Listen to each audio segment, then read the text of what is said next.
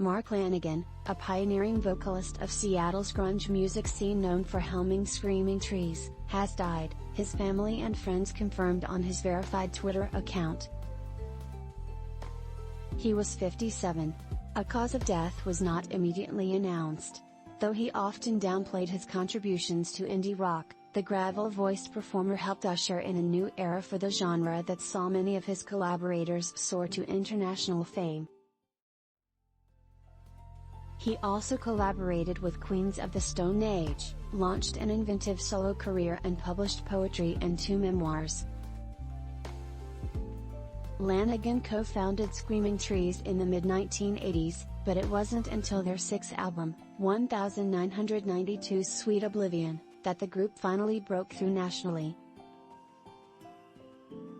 Screaming Trees were an influential part of the Seattle grunge scene, where bands like Pearl Jam, Alice in Chains and Nirvana began their careers.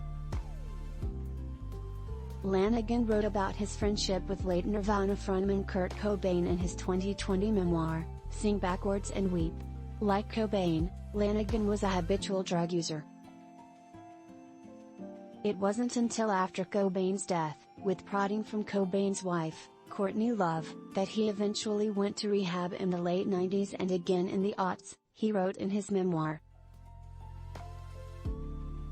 He had been sober for almost 20 years when it was published, Rolling Stone reported at the time.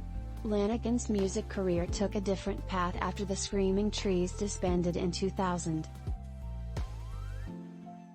He continued making solo albums, which he started releasing while still a member of the group.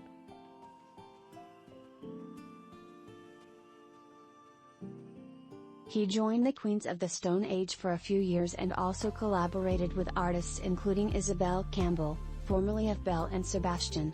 To continue on in music, I had to distance myself from the whole Seattle thing, he told Rolling Stone in 2020. I had to keep it at arm's length to avoid being known as the sex grunge, drug addict singer who never made it. In August 2020, mid-pandemic, Lanegan moved to Ireland with his wife, Shelley Bryan. The stay was meant to be temporary, he told Spin last year, but the physical beauty of the area convinced him to stay.